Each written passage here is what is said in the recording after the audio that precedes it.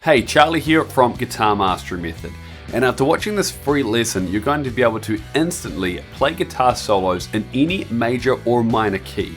And not just that, but know the exact right notes to play to sound awesome. If you're already playing lead guitar, this lesson is going to lift your skills to the next level in just the next 20 minutes. And if you're just getting started playing lead guitar, then this lesson is going to give you a huge shortcut to getting awesome results straight away. Playing lead guitar like this is the best way to have fun with your guitar because you can get some amazing results with very little work, just practicing the right things in the right way. So it's the perfect thing to keep you motivated to keep practicing. And the best part about this is pulling this stuff out when your friends and family ask you to play something on the guitar, and it's going to have their jaws dropping to the ground. Now in a second, I'm going to tell you about how learning guitar has changed in a big way since the 1960s, in a way that you'll find very interesting. But right now, you might be wondering who I am. My name is Charlie Wallace. I'm the founder of Guitar Mastery Method. I live in New Zealand, and amongst playing in front of thousands of people, touring internationally, recording in awesome studios and filming music videos, I've taught over 2,000 students guitar and one-on-one guitar lessons over the last 10 years and had over 82,337 people go through my online guitar lessons. Through all of this, I've discovered how to give my guitar students very fast results. And I'm going to show you this and give you those same results in this free lesson here today. This is going to be a total game changer for you. But right now, let's dig into this first lesson. Now in this video, I'm going to show you how to instantly solo in any major or minor key. I'm going to give you a few examples and show you exactly how to do it. So what I'd really like for you to do right now is to grab your guitar and make sure it's all tuned up because we're going to be getting started very soon. So for those of you who are wondering, what do I mean by this? Instantly solo in any major or minor key. Well, what I'm talking about is improvisation, which is making stuff up on the spot. It's a whole lot easier than it sounds, and by the end of this lesson, you're going to be pretty comfortable at doing it yourself. You can of course use everything I'm about to show you to write structured solos to put in your own songs, but today we're mainly just going to be focusing on playing along to backing tracks. This is essential to know if you ever are going to be jamming with any other musicians, and you're going to know exactly what to do and how to do it when someone yells out, "This one's in C# minor, your turn to solo." You can of course go a lot deeper into the stuff that I'm going to be showing you here today, but that's not what this lesson's about. This lesson is about equipping you with all of the necessary tools that you need to be able to do this and nothing more, so that you can start having fun with it a whole lot sooner. So before we start playing in any major or minor key, you need to know two things. One is the musical alphabet, and the second is the notes along the top string. So if you're not sure of those, we're about to cover them right now. Grab a piece of paper and a pen and take notes during this video. The musical alphabet consists of the letters A through G, and those letters are simply the names associated with certain frequencies. There are only 12 notes in music, 12 frequencies, repeated at higher or lower pitches. Here are the 12 notes. A sharp and B flat, B, C sharp and D flat, D sharp and E flat, E, F sharp and G flat, G and G sharp and A flat. Notice how some of the notes have two names? These are known as sharps and flats. This is the sharp symbol, meaning higher, and this is the flat symbol, meaning lower. Here are the notes on a piano. Notice how there are no sharps or flats on the white keys. They are all on the black keys. So with two names, how do we know what name to call the note? Well, that depends on what direction we are going. If we were going up the notes, we use sharps. And if we are going down the notes, we use flats. So for instance, if we started on A, then moved up a note, it would be A sharp. Then we move to B, C, C sharp, D, and D sharp. Now if we were going down and we started on the E note, we would be going E, E flat, D, D flat, C, B, B flat. So notice how there is no black key between B and C and E and F. This means that there is no sharps and flats between those notes. So it's really important that you remember that, so I will repeat it. There are no sharps and flats between B and C and E and F. The notes are a never-ending cycle that goes both ways. The notes are repeated in things called octaves. An octave is the same note, only a different pitch, higher or lower. So you see here, this is a C note. An octave up is another C note. And another octave up is another C note. All the same notes, just higher or lower. You will learn more about octaves later when we start naming the notes on the fretboard. You want to be able to fluently recite the musical alphabet forwards and backwards, so practice it in your head or on paper whenever you get a chance until you have completely memorized it. So notes on the low E string, okay, very easy to remember. Obviously the E string is just an E note. On the first fret we have an F, and the third fret is a G. So we have E, F, G. Okay, pause the video and go over that as many times as you need to completely memorize it. E, F, G. Now once you have that, we move up to the 5th fret, and here we have an A note. Then on the 7th fret, we have a B note, and on the 8th fret, we have a C note. So we have A, B, C. A, B, C. So from the beginning, we have E, F, G, and then from the 5th fret, A, B, C. So pause the video, go over that until you got that completely memorized. And then we would just want to add in this one note here, okay? This is just the D note. Up on its lonesome on the 10th fret. E, F, G, A, B, C, D. And obviously 2 frets higher starts an E note again, and that would start the pattern again, so we'd have E, F, G, A, B, C, D. Okay, but the main thing is that you just have them sorted up to the 12th fret. So remember that just below in the PDF file download that you have a diagram that's going to show you all the notes on the top string in case you do forget. And just remember that the sharps and flats just sit in between those notes. So if I said where is A flat, you know, A is here, it's just down 1, so A flat would be on the 4th fret.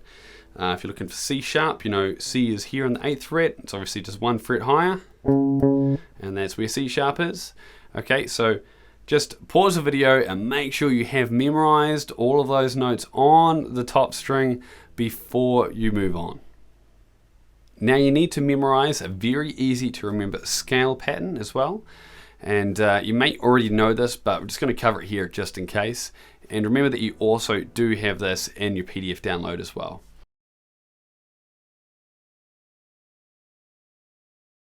Scale diagrams are very easy to read. It starts out just like a chord diagram, and then we just tip it on its side. As you can see, this is just a snapshot of the fretboard, with the thickest string here and the thinnest string up here, and obviously all the others in the middle. Pause the video and read through all the other parts of the scale diagram and make sure you understand them before moving on.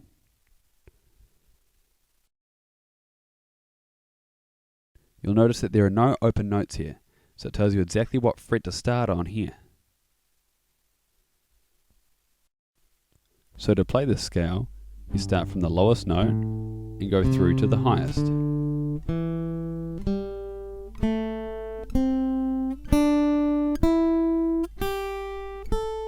Then back down to the lowest note.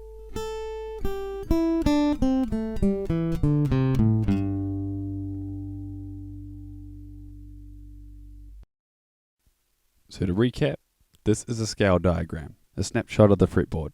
You start from the lowest note, play through to the highest note, and back down to the lowest note again. So this is called the G pentatonic scale pattern, and it looks like this.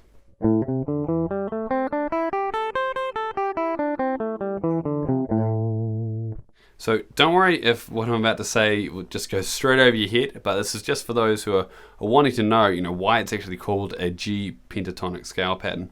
So I'm going to completely leave out the pentatonic part. We'll get to that in another video. But the reason why it's called a G pattern is because it's just built around the open G chord. So if I play G like this and pretend like I'm barring my first finger and move it up to the position that we're actually playing the scale in, you'll see that the scale pattern just sits right there nicely inside that chord shape, hence why it's called the G pattern, just built around that chord shape. So you're going to start out with your first finger on the 5th fret of the low E string, and you're going to play that, and then use your pinky to play the 8th fret. Okay, now I really want you to make sure you're using exactly the same fingers as I'm using, because it's going to make it much easier for you to memorize. So 5th fret, 8th fret with your pinky. Okay, and you want to use alternate picking with this too, so down, up, and then on the A string you're just playing the 5th fret with your first finger, and then 3rd finger is holding down the 7th fret. So far we have this. And then so for the next 2 strings, you're just going to go 5, 7, just like you did for the A string. So from the top. And then for the remaining 2 strings, you're just going to do what you did for the low E string. So 5, 8 using your pinky.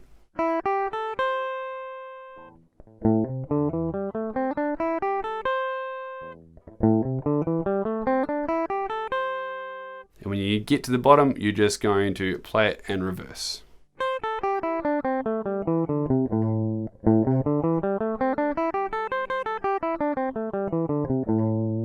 So pause the video, familiarize yourself with that scale pattern before moving on, because it is very important that you do have a very strong memory of that pattern, because that's what we're going to be using to be soloing with. Now there are 2 very important notes that you need to remember within the scale pattern, and again, they're very easy to remember. Luckily they're just on the top string. So here where your pinky lies is the major root note of the pattern, and here where your first finger lies is the minor root note of the pattern. So just memorize that the pinky is the major root note and the first finger is the minor root note. Okay, now once you do have that memorized, that's going to allow you to position this in any major or minor key. So we'll cover that in a minute. So playing the scale in this position can be played in either C major or A minor. Okay, now every major key has what's called a relative minor, and every minor key has what's called a relative major. So it just basically means that it can be either key, they just use the same notes, and depending what backing is being used is, you know, what key it actually is. So just to prove to you that, you know, this actually works, I'm going to chuck on a jam track in the key of C major, and I'm just going to play through the scale a couple of times so that you can see that, you know, the notes sound 100% correct to the jam track that is in C. And then I'm just going to play around a little bit and show you a little bit about what we are going to be doing very shortly.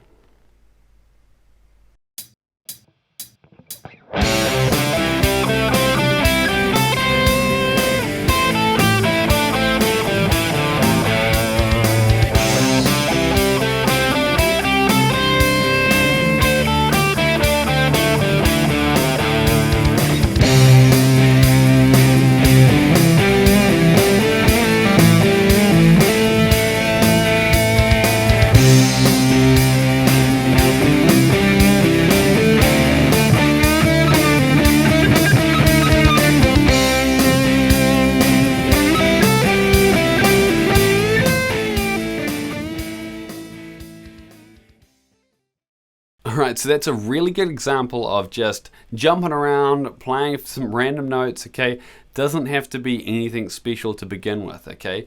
Obviously you can add in a lot more flair with things like bends, slides, tapping if you want to, vibrato, hammer-ons, pull-offs, and you know, anything else you can imagine, okay? But I don't want you to do that just yet. What I want you to do right now is something called wandering, okay? Because it's not meant to sound good just yet, okay? If you're comfortable enough just to jump in straight improvising, then definitely do that, okay? But if you want to get a little bit more familiar with the concepts and ideas, you know, that go along with improvising, then this is a really good way to get used to it. So what I want you to do is just sort of jump around randomly, just playing random notes of the scale. So I want you to grab your guitar right now and make sure it's in tune, because we're going to be doing this to the backing track. Now, just as a quick example, right? You're just going to be playing completely random notes from all over the place in the pattern. So something like this.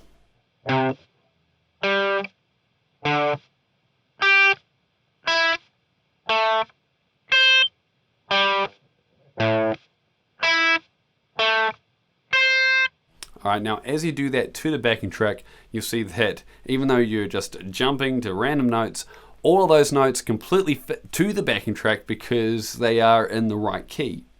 Now, remember, this isn't about trying to make it sound good, it's just getting you familiar with the idea of improvising. So I'm going to hit the play button on here, and I want you to join in with me. And so I'll just get it started, and then you just look at the pattern and then just start hitting random notes along with me, okay? Don't copy what I'm doing, hit your own random notes, all right? Let's get started.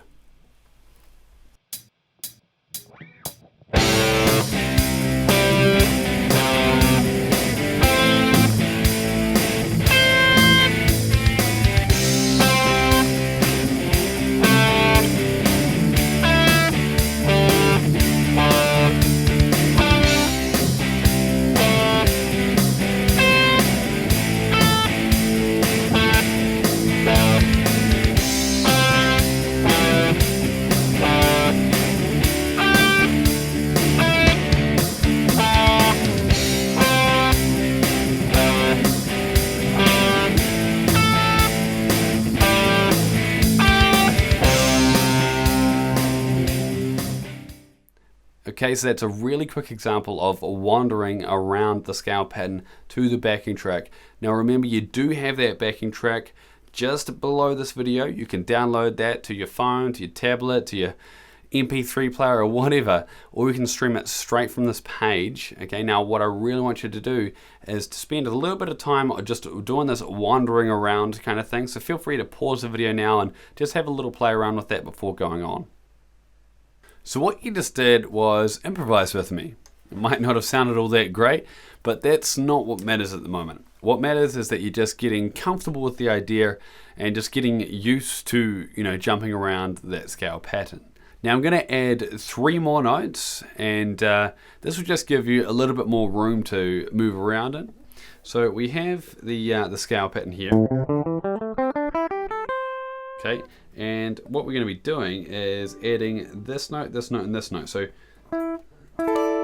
these 3 notes here, okay, so that's on the 9th fret, and on the 10th fret, and on the 10th fret again. So if we were, for instance, put your first finger here, normally this is where your 3rd finger will play, and you can play it like this. Okay, now what that is going to let us do is we can be here in the G pattern, so, and then slide up. Obviously chucking in a little bit of a bend there, but you can see how that just gives us a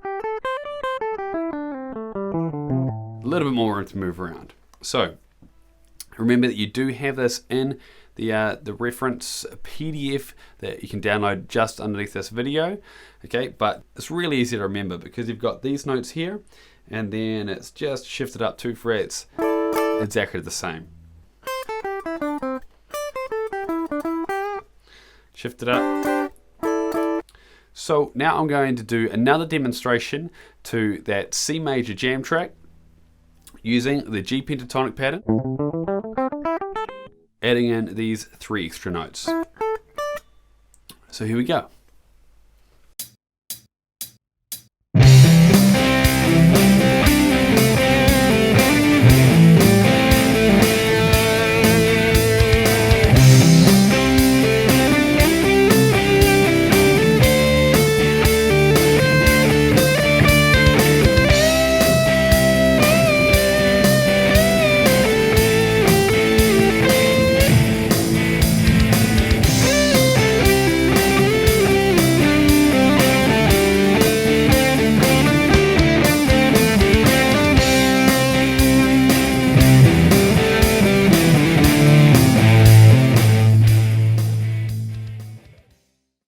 So now you know how to, improvise and start playing around with this concept in the key of C major to that backing track that is the key of C major, right, in this position. Now, if you had an A minor track, you can use exactly the same scale, the exact same position, and be in the key of A minor, right?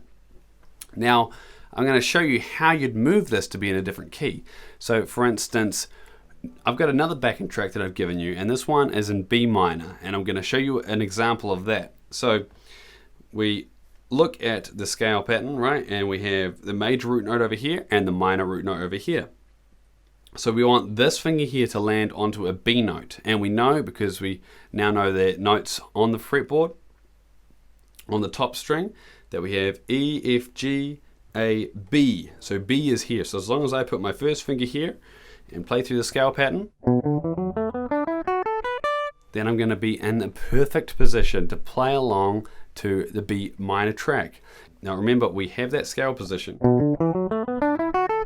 and I'm also adding in those extra notes just 2 frets higher over here, so I can walk up to that, right? So this is going to be my home, okay? And remember that I've placed the index finger onto the note that I wanted, which is a B, and it's the minor root note, so this is going to be in B minor. Here's an example.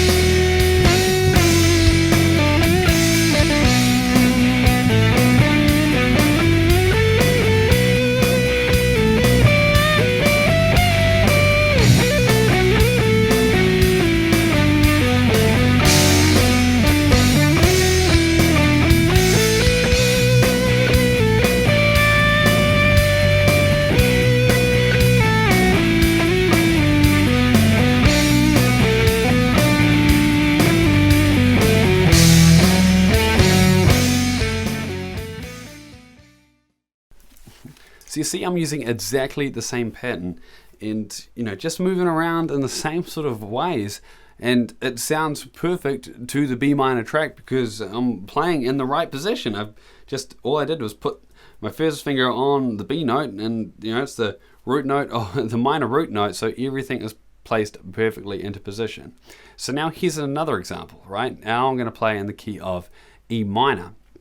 So now I want my first finger to land on an E note. Okay, so I've got the open E note, all right? Now, obviously, my first finger isn't necessarily going to go there. So how do I do this? Well, just imagine the scale pattern was here.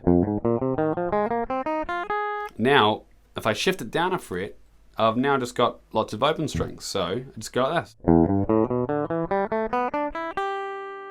All right, now, so we have an E note here. Now, where else do we have an E note? Right up here on the 12th fret. So I can play right up here and be in the key of E minor, and also down here. All right? So just the same way as you can play an E minor down here and also play an E minor up here, you can do that with the other patterns as well. You just need to make sure you are going to the right position. So this scale pattern that, for instance, works here in A minor also works perfectly for A minor up here on the 17th fret, because it's the same note. So you can jump between them. Alright, so now I'm going to give you an example of this E minor. So I'm placing my first finger here on the 12th fret, and let's get started.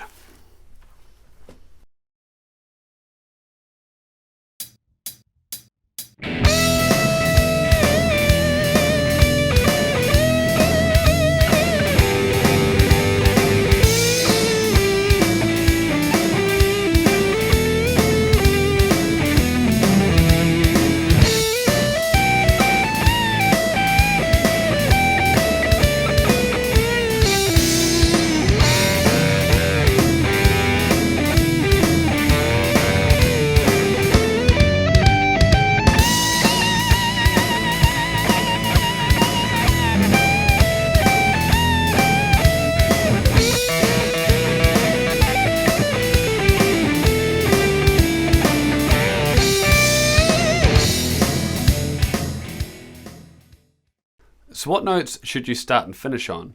Well, a safe option is always the root note. Now, obviously, as I mentioned, if we put this scale pattern back into the position that we learnt it in, so the key of A minor or C major, there is, a minor root note here. There is also a minor root note down here, and then also another one here. So there are multiple root notes inside of that pattern, but what I would recommend is not worrying about those in the beginning, because your ear is pretty good at picking things up. And if something doesn't sound completely correct, like as far as ending a song, then just keep moving down the pattern until you find the note that does sound good to end on. So how do you get better at improvising and better at soloing? Well, you need to try stuff. You need to spend a lot of time doing it, and you also need to try out new ideas. So after this video is finished, then go back and see what I was doing. I did keep everything in those examples fairly simple, so you should be able to pick up what I was doing. Also go check out your favorite guitarists, because obviously they do a lot of cool stuff, I'm sure, and you can definitely pick up a lot of good ideas to try in your own improvisation and your own soloing from them. So now you know the musical alphabet, the notes on the top string of the guitar, the pentatonic scale pattern that's built around the G chord, the root notes inside that pattern, how to place it into any major or minor key, and how to get started with improvisation. So now it's time to start putting it to work, okay? Now, in order to get really comfortable with it, as I said, you do need to spend a bit of time. But the good news is that it starts out fun and it just keeps getting better and better.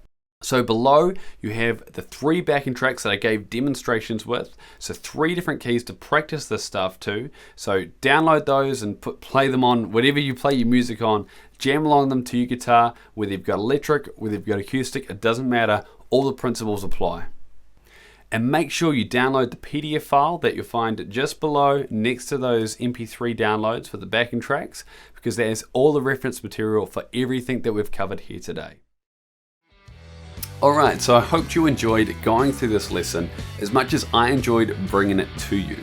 In closing for this lesson, I've got a couple of questions for you, and you can answer them in the comment section below. Question number 1. If I could wave a magic wand and instantly give you the guitar playing skills of any legendary guitarist, who would you choose and why? Would it be Clapton, Stevie Ray Vaughan, Jimmy Page, Jimi Hendrix, David Gilmour, or someone else? It'd be a very hard choice, but if I had to choose just one, I would choose Eric Clapton. And the reason is because every single time I listen to that guy play guitar, it just sends shivers down my spine. And I'm sure you know exactly what I'm talking about. And question number 2. What was your favorite part about today's guitar lesson? Was it learning the scale pattern? Was it learning how to instantly move it to be in any major or minor key? Was it jamming along to the backing tracks, or was it something else? Let me know in the comment section below. And also, if you have any questions about the lesson, feel free to ask them in there, and I'll be jumping in, reading every single comment and answering any questions that you have very quickly. Now have fun with those jam tracks, and I'm looking forward to reading your comments below. I'll see you soon.